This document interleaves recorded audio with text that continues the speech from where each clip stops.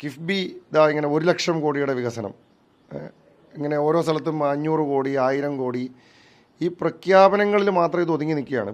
ഇതിങ്ങനെ ആശയക്കുഴപ്പം ഉണ്ടെന്ന് വരുത്തി തീർക്കാൻ വേണ്ടിയിട്ട് ചില ആളുകളുടെ ശ്രമമുണ്ട്. ആ ശ്രമത്തിൽ ഇപ്പോൾ ആ കുഴിയിലേക്ക് ഞങ്ങൾ ചാടാൻ ഉദ്ദേശിച്ചിട്ടില്ല. അദ്ദേഹത്തിൻ്റെ പടം കുറച്ചധികം വെക്കണം, ഇനി കുറേ കൂടി വെക്കണം എന്നാണ് ഞങ്ങളുടെ അഭിപ്രായം. അപ്പോൾ ഞങ്ങളുടെ പ്രചരണം കുറച്ചുകൂടി എളുപ്പമാവും. കാരണം അദ്ദേഹത്തിൻ്റെ തല കാണുമ്പം അയ്യോ ഇതാണോ ഇനി വീണ്ടും വരാൻ പോണത് എന്ന തോന്നൽ ജനങ്ങളുടെ ഇടയിലേക്കുണ്ടാവും. അപ്പോൾ അങ്ങനെയുള്ള ആളുകൾ ഞങ്ങൾക്ക് കൂടുതലായിട്ട് വോട്ട് ചെയ്യും എന്നുള്ളതാണ് ഞങ്ങളുടെ കണക്കൂട്ടൽ. അങ്കമാലിയിൽ ഇത്തവണ തെരഞ്ഞെടുപ്പ് പോരാട്ടം അല്പം കടുപ്പമാണ്. ആദ്യത്തെ തവണ റോജിയം ജോൺ ജയിക്കുന്നത് 9,000-ന് മുകളിൽ ഭൂരിപക്ഷം, പിന്നീട് അത് 15,000-ലേക്ക് ഉയർത്തുന്നു. അപ്പോഴൊക്കെയും JDS ആയിരുന്നു എതിരാളി. പക്ഷേ ഇത്തവണ അരിവാൾ ചുറ്റിക നക്ഷത്രത്തിൽ സാജു പാൾ എന്ന കരുത്തനായ ഒരു സ്ഥാനാർത്ഥി വരുന്നു. ഇത്തവണ ഭൂരിപക്ഷം ഉയരും എന്ന് തന്നെയാണോ പ്രതീക്ഷ? തീർച്ചയായിട്ടും നമ്മൾ എതിരാളി ആരാണ് എന്ന് നോക്കിയിട്ടല്ല നമ്മുടെ മത്സരം. നമ്മൾ നമ്മുടെ രാഷ്ട്രീയം മുന്നോട്ട് വയ്ക്കുന്നു. ഞാൻ 10 വർഷക്കാലം ഇവിടെ അങ്കമാലിയിലെ ഒരു ജനപ്രതിനിധി എന്ന നിലയിൽ ഇവിടെ എല്ലാ വിഭാഗം ആളുകളുമായി ഒരുമിച്ച് നിന്ന് പ്രവർത്തിച്ചിട്ടുള്ള ആളാണ് ഞാൻ. ആരാണെന്നുള്ളതും ഇവിടുത്തെ UDF സംവിധാനത്തെക്കുറിച്ചുമൊക്കെ ജനങ്ങൾക്ക് നല്ല ബോധ്യമുണ്ട്. മാത്രമല്ല ഇത്തവണ ഭൂരിപക്ഷം വർദ്ധിക്കാനുള്ള സാധ്യത കൂടുതലാണ്. കാരണം ജനങ്ങൾ ഒരു ഭരണമാറ്റം ആഗ്രഹിക്കുന്നുണ്ട്. കേരളം മുഴുവനും ഒരു മാറ്റം ആഗ്രഹിക്കുകയാണ്. അപ്പോൾ ഈ സർക്കാരിനെ എങ്ങനെയെങ്കിലും താഴെ ഇറക്കി UDFൻ്റെ ഒരു ഗവൺമെൻറ് കേരളത്തിൽ അധികാരത്തിൽ വരണമെന്ന് ആഗ്രഹിക്കുന്നവരാണ് ബഹുഭൂരിപക്ഷം ജനങ്ങൾ. അതുകൊണ്ട് തന്നെ ആ ഭരണമാറ്റം ആഗ്രഹിക്കുന്ന ആളുകളുടെ കൂടി പിന്തുണ ഇത്തവണ UDF സ്ഥാനാർത്ഥികൾക്ക് ലഭിക്കും. അതുകൊണ്ട് കഴിഞ്ഞ തവണത്തേക്കാൾ കൂടുതൽ ഭൂരിപക്ഷത്തിൽ ഉള്ള വിജയം കൈവരിക്കാൻ സാധിക്കും. എന്താണ് പൊതുവിൽ അങ്കമാലിയിൽ ജനങ്ങളോട് പറയുന്നത്? 10 വർഷത്തെ വികസന നേട്ടം ഒരു ഭാഗത്തുണ്ട്, മറ്റൊന്ന് ഈ ഭരണമാറ്റം എന്നത് പൊതുവിൽ ആളുകൾ കൂടി അംഗീകരിക്കുന്നുണ്ടോ? അല്ല, തീർച്ചയായിട്ടും. ഞാൻ പറഞ്ഞല്ലോ, അത് അങ്കമാലിയിൽ മാത്രമല്ല കേരളത്തിൽ മുഴുവനും ജനങ്ങൾ ആഗ്രഹിക്കുന്ന ഒന്നാണ് ഭരണമാറ്റം എന്നുള്ളത്. അങ്കമാലിയിൽ പ്രത്യേകിച്ച്, കാരണം അവർ UDFന് വളരെ കരുത്തുള്ള ഒരു മണ്ഡലമാണിത്. കഴിഞ്ഞ തവണ തന്നെ അങ്ങനെ ഒരു മാറ്റം ഉണ്ടാകുമെന്ന് പ്രതീക്ഷിച്ചവരാണ് കേരളത്തിൽ അങ്കമാലിയിലേക്ക് ഉണ്ടായിരുന്ന ജനങ്ങൾ. എന്തായാലും കഴിഞ്ഞ തവണ ഭരണ തുടർച്ചയുണ്ടായി, ഇത്തവണ ഒരു മാറ്റം ഉണ്ടായേ തീരൂ. ആ ബോധ്യം അങ്കമാലിയിലെ ജനങ്ങൾക്കുണ്ട്. നമ്മൾ 10 വർഷം ചെയ്ത കാര്യങ്ങളൊക്കെ ജനങ്ങളുടെ മുമ്പിലുണ്ട്. ഇനിയും ചെയ്തു തീർക്കാനുള്ള കാര്യങ്ങളുണ്ട്. നമ്മളതെല്ലാം ജനങ്ങൾക്ക് മുമ്പിൽ അവതരിപ്പിച്ചുകൊണ്ടാണ്. ഇരുണ്ട കാലം എന്ന ബോർഡാണ് ഇങ്ങോട്ട് വരുമ്പോൾ കാണുന്നത്. 10 വർഷത്തെ ഇരുണ്ട കാലം മാറ്റാൻ CPM-നെ ജയിപ്പിക്കണം, LDF-നെ ജയിപ്പിക്കണം എന്നാണ് ബോർഡുകൾ ഇരിക്കുന്നത്. ഇരുണ്ട കാലം മാറണമെന്ന് തന്നെയാണ് നമ്മളും പറയുന്നത്. ഇപ്പോൾ വളരെ വിചിത്രമായിട്ടുള്ളൊരു കാര്യം, CPM പറയുകയാണ് വികസനം നടന്നില്ല എന്ന്, ഞങ്ങളും പറയുന്നത് തന്നെയാണ്. ആലുവയിലെ CPM പറയുന്നു ആലുവയിൽ വികസനം നടന്നിട്ടില്ല. അങ്കമാലിയിലെ CPM പറയുന്നു അങ്കമാലിയിൽ വികസനം നടന്നില്ല. ചാലക്കുടിയിൽ പറയുന്നു ചാലക്കുടിയിൽ നടന്നില്ല. തൃക്കാക്കരയിൽ നോക്കിയാൽ അവിടുത്തെ CPM-മാർ പറയുന്നത് തൃക്കാക്കരയിൽ വികസനം നടന്നില്ല, അല്ലേ? എറണാകുളത്ത് നടന്നില്ല, മൂവാറ്റുപുഴയിൽ നടന്നില്ല എന്ന് ആരാ പറയണത്? CPM-മാർ തന്നെയാണ് പറയണത്. LDF-ൻ്റെ ആളുകൾ തന്നെ പറയാണ് ഈ മണ്ഡലങ്ങളിൽ നിന്ന്. എന്ന് വെച്ചാൽ കേരളത്തിൽ വികസനം നടന്നിട്ടില്ല, കേരളത്തിൽ കഴിഞ്ഞ 10 വർഷക്കാലം ഇരുണ്ട കാലമായിരുന്നു എന്ന് ഞങ്ങൾ പറയുകയാണ്. ഞങ്ങൾ പറയുന്നത് തന്നെയാണ്. അപ്പോൾ നടക്കാത്തതിന്റെ ഉത്തരവാദിത്തം സർക്കാരിനാണ്. സർക്കാർ കുറേ കാര്യങ്ങൾ പ്രഖ്യാപിക്കുന്നു. കിഫ്ബി ഇതാ ഇങ്ങനെ 1,00,000 കോടിയുടെ വികസനം, ഇങ്ങനെ ഓരോ സ്ഥലത്തും 500 കോടി 1000 കോടി, ഈ പ്രഖ്യാപനങ്ങളിൽ മാത്രം ഇത് ഒതുങ്ങി നിൽക്കുകയാണ്. ഇപ്പോൾ ഉദാഹരണത്തിന് അങ്കമാലി ബൈപ്പാസ് ഉൾപ്പെടെ ഒരു 15ഓളം ബൈപ്പാസ് പദ്ധതികൾ 2016 ബഡ്ജറ്റിൽ പ്രഖ്യാപിച്ചു. ഒന്നുപോലെ നടന്നിട്ടില്ല. അതിനകത്ത് UDF MLA-മാരുടെ മണ്ഡലങ്ങൾ വളരെ ചുരുക്കമാണ്. മന്ത്രിമാരുടെ മണ്ഡലങ്ങളുണ്ട്, LDF MLA-മാരുടെ മണ്ഡലങ്ങളുണ്ട്, അവിടെ ഒന്നും നടന്നിട്ടില്ല. അപ്പോൾ ഗിഫ്റ്റ് സിറ്റി വലിയ 850 കോടി കേൾക്കുമ്പോൾ നല്ല സുഖമുണ്ട്, ഒന്നും നടന്നിട്ടില്ല. അങ്കമാലി കുണ്ടന്നൂർ ബൈപ്പാസ്, നിങ്ങളൊക്കെ ഇവിടെ എറണാകുളത്ത് 6-7 വർഷമായില്ലേ, 7 വർഷമായി നമ്മൾ കേട്ടുകൊണ്ടിരിക്കുകയാണ് അങ്കമാലി കുണ്ടന്നൂർ ബൈപ്പാസ്. കോടിക്കണക്കിന് രൂപയുടെ പ്രഖ്യാപനം നടക്കുന്നുണ്ട്. കുണ്ടന്നൂർ പോയി സ്ഥലം എടുക്കേണ്ടത് അങ്കമാലി MLA ആണോ? അല്ലെങ്കിൽ 1 സെൻറ്റ് ഭൂമി എടുക്കാൻ ഏതെങ്കിലും നിയോജകമണ്ഡലത്തിൽ ഇതിനു വേണ്ടിയിട്ട് 1 സെൻറ്റ് ഭൂമി എടുക്കാനായിട്ട് ഈ സർക്കാരിന് കഴിഞ്ഞിട്ടുണ്ടോ? അപ്പോൾ കുറേ പദ്ധതികൾ പ്രഖ്യാപിച്ച ആളുകളുടെ കണ്ണിൽ പൊടിയിട്ട ഒരു സർക്കാരാണ്. ഇതൊന്നും നടപ്പിലാക്കാൻ സാധിച്ചിട്ടില്ല. അപ്പോൾ മൂവാറ്റുപുഴയിൽ വികസനം നടന്നിട്ടില്ല, തൃക്കാക്കരയിൽ നടന്നിട്ടില്ല, അങ്കമാലിയിൽ നടന്നിട്ടില്ല, ചാലക്കുടിയിൽ നടന്നിട്ടില്ല, എന്താ പറയുക, ആലുവയിൽ നടന്നിട്ടില്ല എന്നൊക്കെ LDF-ൻ്റെ ആളുകൾ പറയുമ്പോൾ ഇതെല്ലാം കേരളത്തിൽ എവിടെയും നടന്നിട്ടില്ല എന്നുള്ളതാണ് ഞങ്ങൾ പറയുന്ന കാര്യം. എന്തായാലും അവരത് പറയുന്നതിനകത്ത് ഞങ്ങൾ പറയുന്ന കാര്യത്തെ അവരും സാധൂകരിക്കുന്നു എന്നുള്ളത് തന്നെയാണ് അതിൽ നിന്ന് മനസ്സിലാക്കേണ്ടത്. ഇതിൽ ഇപ്പോൾ ഒരു നിയമസഭാ പോരാട്ടത്തിലേക്ക് വരുമ്പോൾ ഇത്തവണ ഒരു ഭരണമാറ്റം ഉണ്ടാകും എന്ന പ്രതീക്ഷയാണ് എല്ലാവർക്കും ഉള്ളത്. അതിൽ ആരാകും മുഖ്യമന്ത്രി എന്ന ചോദ്യം ഉണ്ടല്ലോ. അങ്ങ് AICC-യുടെയൊക്കെ ഭാരവാഹിത്വത്തിലുള്ള ആളാണ്.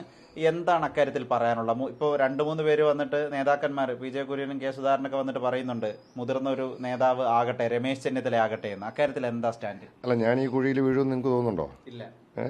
ഇത് കോൺഗ്രസ് പാർട്ടിക്ക് ഇവിടെ മുഖ്യമന്ത്രി ആരാണ് എന്ന് ഉയർത്തി കാണിച്ചുകൊണ്ടല്ല ഈ തെരഞ്ഞെടുപ്പിൽ നേരിടുന്നത്.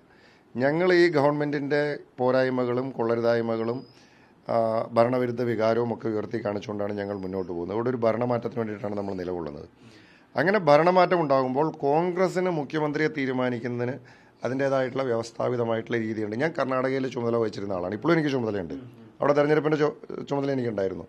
അവിടെ ഞങ്ങൾ ആരെയും ഉയർത്തി കാണിച്ചില്ലല്ലോ. അവിടെ DK ശിവകുമാറിനും അതുപോലെ തന്നെ സിദ്ധരാമയ്യയും 2 നേതാക്കന്മാരുടെയും പേരുകൾ പറഞ്ഞിരുന്നു. തെരഞ്ഞെടുപ്പ് കഴിഞ്ഞു. പാർട്ടി ഹൈക്കമാൻഡ് അതിനകത്ത് കൃത്യമായി നടപടിക്രമങ്ങൾ പാലിച്ച് അവിടെ മുഖ്യമന്ത്രിയെ തീരുമാനിച്ചു. അതുപോലെ തന്നെ എന്തായാലും ഈ കേരളത്തിലെ ഈ കോൺഗ്രസിൻ്റെ മുഖ്യമന്ത്രി ആരായിരിക്കുമെന്ന് ഈ ചർച്ച നടക്കുന്നത് തന്നെ കോൺഗ്രസിൻ്റെ ഒരു മുഖ്യമന്ത്രി ഉണ്ടാകും, അല്ലെങ്കിൽ കോൺഗ്രസിന് ഭരണം കിട്ടുമെന്നതിൻ്റെ സൂചനയാണ്. അപ്പോൾ കോൺഗ്രസിന് ഭരണം കിട്ടിക്കഴിയുമ്പോൾ UDF അതിനകത്ത് കൃത്യമായി കൂടിയാലോചിച്ച് വളരെ അനുയോജ്യനായിട്ടുള്ള മുഖ്യമന്ത്രിയെ തിരഞ്ഞെടുക്കും. ഇപ്പം നടക്കുന്ന ചർച്ചകളൊക്കെ അനുചിതമാണെന്ന് തോന്നുന്നു. അല്ല, അങ്ങനെ ഒരു ചർച്ചയ്ക്ക് ഇപ്പോൾ പ്രസക്തിയില്ല. അല്ല, ഞാൻ പറഞ്ഞല്ലോ, ചർച്ച നടക്കുന്നതിനകത്ത് നമുക്ക് ആർക്കും പരാതിയൊന്നുമില്ല. അതൊക്കെ ആളുകൾക്ക് ഒരു ജനാധിപത്യ സംവിധാനത്തിൽ അവരുടെ അഭിപ്രായങ്ങൾ പറയാനും ചർച്ചകൾ നടത്താനും ഒക്കെയുള്ള സ്വാതന്ത്ര്യമുണ്ട്. അതൊക്കെ ആ അഭിപ്രായങ്ങളൊക്കെ ഇങ്ങനെ എന്താ പറയുക പൊതുസമൂഹത്തിൽ ഉണ്ടല്ലോ. പക്ഷേ അത് നമുക്കാരും ചർച്ച ചെയ്തതെന്നും നമുക്ക് പറയാൻ കഴിയില്ല. അതൊക്കെ ഓരോരുത്തരുടെ താല്പര്യങ്ങളും അവരവരുടെ സ്വാതന്ത്ര്യമാണ്. അതിനൊക്കെ അപ്പുറത്ത് കോൺഗ്രസ് പാർട്ടിക്ക് ഈ എന്താ പറയുക ജനങ്ങളുടെ വികാരമെല്ലാം മനസ്സിലാക്കിക്കൊണ്ട് ജനങ്ങളുടെ വികാരമൊക്കെ മനസ്സിലാക്കിക്കൊണ്ട് അതിനകത്ത് ഉചിതമായ ഒരു തീരുമാനമെടുക്കാനുള്ള കഴിവും പ്രാപ്തിയും കപ്പാസിറ്റിയും എല്ലാം കോൺഗ്രസിന്റെ ലീഡർഷിപ്പിനുണ്ട്.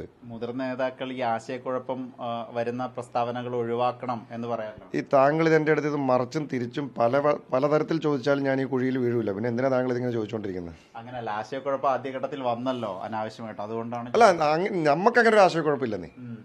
ഇതിപ്പോൾ പാർട്ടിയെ സംബന്ധിച്ച്, കോൺഗ്രസ് പാർട്ടിയെ സംബന്ധിച്ചോ UDFനെ സംബന്ധിച്ചോ ഞങ്ങൾക്ക് അങ്ങനെ ഒരു ആശയക്കുഴപ്പമില്ല. ഇതിങ്ങനെ ആശയക്കുഴപ്പം ഉണ്ടെന്ന് വരുത്തി തീർക്കാൻ വേണ്ടിയിട്ട് ചില ആളുകളുടെ ശ്രമമുണ്ട്. ആ ശ്രമത്തിൽ ഇപ്പോൾ ആ കുഴിയിലേക്ക് ഞങ്ങൾ ചാടാൻ ഉദ്ദേശിച്ചിട്ടില്ല. ഒരു ചോദ്യം കൂടി, കർണാടകയിലെ കാര്യം പറഞ്ഞല്ലോ, അവസാനം MLA-മാരുടെ എണ്ണം നോക്കി ആരൊക്കെ കൈവക്കുകയും നോക്കിയിട്ടാണ് ഒടുവിൽ തീരുമാനത്തിലേക്ക് എത്തുന്നത്. അങ്ങ് അതിൽ നേതൃപരമായ പങ്കുവഹിച്ചു. എല്ലായിടത്തും അങ്ങനെയാണ്. കേരളത്തിലും അങ്ങനെ ഒരു സാഹചര്യം തന്നെയാണ് കാണുന്നത്. MLA-മാരുടെ എണ്ണം എന്ന് നോക്കിയിട്ടൊന്നും അല്ല ഇതിനകത്ത് ചെയ്യുന്നത്. അത് നിങ്ങൾക്കുള്ള തെറ്റായ ഇൻഫർമേഷനാണ്. അതിനകത്ത് പാർട്ടി MLA-മാരുടെയൊക്കെ അഭിപ്രായം തേടും. അത് സ്വാഭാവികമാണ്. MLA-മാരുടെ അഭിപ്രായം തേടും. അതിൽ പാർട്ടി ലീഡർഷിപ്പിൽ നിൽക്കുന്ന എല്ലാവരുടെയും അഭിപ്രായം തേടും. അങ്ങനെ പല വിഭാഗം ആളുകളും അല്ലെങ്കിൽ ലീഡർഷിപ്പിൻ്റെ പല ലെയറിൽ പല തലങ്ങളിലെ ലീഡർഷിപ്പ് അത് ചർച്ച ചെയ്തിട്ടാണ് അതിനകത്ത് ഉചിതമായ ഒരു തീരുമാനത്തിലേക്ക് എത്തുക. കൂടുതൽ MLA-മാർ ആർക്കൊപ്പം അങ്ങനെ അതൊരു പരിഗണന വിഷയം. അങ്ങനെ അതൊക്കെ ഞാൻ പറയുന്നത് ഹൈക്കമാൻഡാണ് തീരുമാനിക്കുന്നതൊക്കെ. MLA-മാരുടെ അഭിപ്രായം അവർ തേടുമെന്നുള്ളത് അത് നടപടിക്രമത്തിൻ്റെ ഭാഗമായിട്ട് MLA-മാരുടെ അഭിപ്രായം തേടാറുണ്ട്. അതിനപ്പുറത്ത് ഇത് ആത്യന്തികമായിട്ട് കോൺഗ്രസിൻ്റെ ദേശീയ നേതൃത്വം ഒരു തീരുമാനമെടുക്കും. ആ തീരുമാനം എന്ത് തന്നെയായാലും അത് കോൺഗ്രസിൻ്റെ മുഴുവൻ MLA-മാരും UDFൻ്റെ MLA-മാരും ആ തീരുമാനം അംഗീകരിക്കും. അതാണ് പാർട്ടിയുടെ രീതി. അതല്ലാണ്ട് ഞങ്ങൾക്ക് ഇതൊരു ജനാധിപത്യ പാർട്ടിയാണ്. ജനാധിപത്യ പാർട്ടി ആകുമ്പോൾ സ്വാഭാവികമായും പലർക്കും വ്യത്യസ്തങ്ങളായിട്ടുള്ള അഭിപ്രായങ്ങളുണ്ടാവും. അല്ലാതെ ഇതിപ്പം മറ്റേ പിണറായി വിജയന് മാത്രം അഭിപ്രായമുള്ള ഒരു പാർട്ടി അല്ല കോൺഗ്രസ്. അതുപോലൊരു പാർട്ടിയല്ല കോൺഗ്രസ്. കോൺഗ്രസ് എല്ലാവർക്കും അഭിപ്രായങ്ങളുണ്ട്. ആ അഭിപ്രായങ്ങളൊക്കെ എല്ലാവർക്കും പറയാനും അത് കേൾക്കാനും ഒക്കെയുള്ള സംവിധാനമുണ്ട്. അതെല്ലാം കേട്ട് അതിനകത്ത് പാർട്ടി ഉചിതമായ തീരുമാനമെടുക്കും. ഈ അങ്കമാലിയിലേക്ക് വരുമ്പോൾ തന്നെ പിണറായി വിജയന്റെ പടം വെച്ച് മറ്റാരുണ്ട് എന്ന് ചോദിക്കുന്ന ഒരു ടൗണിൽ തന്നെ 5 or 6 ഫ്ലെക്സ് ബോർഡുകൾ കാണുന്നുണ്ട്.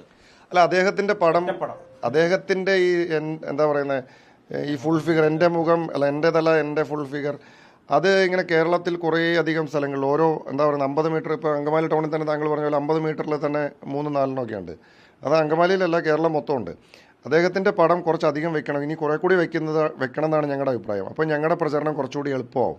കാരണം അദ്ദേഹത്തിൻ്റെ തല കാണുമ്പം അയ്യോ ഇതാണോ ഇനി വീണ്ടും വരാൻ പോണത് എന്ന തോന്നൽ ജനങ്ങളുടെ ഇടയിലേക്കുണ്ടാവും. അപ്പോൾ അങ്ങനെയുള്ള ആളുകൾ ഞങ്ങൾക്ക് കൂടുതലായിട്ട് വോട്ട് ചെയ്യും എന്നുള്ളതാണ് ഞങ്ങളുടെ കണക്കൂട്ട്. 15 കഴിഞ്ഞ തവണ, ഇത്തവണ എങ്ങനെയാ നമ്മുടെ ഒരു പ്രഡിക്ഷൻ, ഒരു 20 മുകളിലേക്ക് പോകുമോ? നല്ല രീതിയിലുള്ള പ്രതികരണമാണ് ജനങ്ങളുടെ ഇടയിൽ നിന്ന് ലഭിച്ചുകൊണ്ടിരിക്കുന്നത്. നമ്മൾ സ്ഥാനാർത്ഥി പര്യടന പരിപാടികളൊക്കെ ഏതാണ്ട് അത് പൂർത്തീകരിച്ച് വരിക, ഏതാണ്ട് തന്നെ പൂർത്തീകരിച്ച് ഒരു പഞ്ചായത്ത് മാത്രമേ ബാക്കിയുള്ളൂ. മറ്റ് തെരഞ്ഞെടുപ്പിൻ്റെ ഭാഗമായിട്ടുള്ള എല്ലാ പ്രവർത്തന പരിപാടികളും നല്ല രീതിയിൽ മുന്നോട്ട് പോകുന്നു. പ്രവർത്തകർ നല്ല ആവേശത്തിലാണ്. ഇവിടെ UDFും കോൺഗ്രസും നല്ല രീതിയിൽ സംഘടന കെട്ടുറപ്പുള്ള സുശക്തമായിട്ടുള്ളൊരു നിയോജക മണ്ഡലമാണ്. അപ്പോൾ അവരെല്ലാവരും പ്രവർത്തന രംഗത്ത് ഒറ്റക്കെട്ടായിട്ട് മുന്നോട്ട് പോകുന്നുണ്ട്. അപ്പോൾ അതുകൊണ്ട് മികച്ച ഒരു വിജയം ഉണ്ടാകുമെന്നുള്ളത് തന്നെയാണ് എല്ലാവരും പ്രതീക്ഷിക്കുന്നത്. എല്ലാവരുടെയും കണക്കൂട്ടൽ തെറ്റില്ല. എറണാകുളത്ത് 14 സീറ്റുണ്ട്. 14 കിട്ടുമെന്നൊരു കോൺഫിഡൻസ് ഉണ്ടോ UDF നേതൃത്വം? നമ്മൾ ശ്രമിക്കുന്നത് എറണാകുളത്തെ 14 സീറ്റുകളും ജയിക്കാൻ വേണ്ടിയിട്ടാണ്. കാരണം നിലവിലെ സാഹചര്യത്തിൽ 14 സീറ്റുകളും നമുക്ക് ജയിക്കാവുന്ന ഒരു രാഷ്ട്രീയ അന്തരീക്ഷമാണ് ഉള്ളത്. അപ്പോൾ തദ്ദേശ തെരഞ്ഞെടുപ്പിലെയൊക്കെ ചിത്രം പരിശോധിക്കുമ്പോൾ നമുക്ക് 14 സീറ്റുകളും ജയിക്കാവുന്ന അന്തരീക്ഷമുണ്ട്. ഇന്നത്തെ ഞാൻ പറഞ്ഞില്ല, വലിയ ഭരണത്തിനെതിരായിട്ടുള്ള വലിയ അടിയൊഴുക്കുകളൊക്കെ ഉണ്ട്. അപ്പോൾ അതെല്ലാം UDF അനുകൂലമായിട്ട് വരുമെന്നുള്ള കണക്കൂട്ടൽ തന്നെയാണ് ഞാൻ. അങ്ങനെയാണെങ്കിൽ ഈ 14 എറണാകുളം ജില്ലയിൽ UDF ജയിക്കും. ഏതായാലും എറണാകുളത്ത് 14 ജയിച്ചാൽ തന്നെ ഒരുപക്ഷെ കേരളം UDF-നൊപ്പം എന്നുള്ളതാണ്. മറ്റൊന്ന്, മുഖ്യമന്ത്രി ചർച്ചകളിലേക്കൊന്നും ഇപ്പോൾ പോകേണ്ടതില്ല, ആ കുഴിയിൽ വീഴില്ല എന്നുകൂടി റോജി പറഞ്ഞു വയ്ക്കുകയാണ്.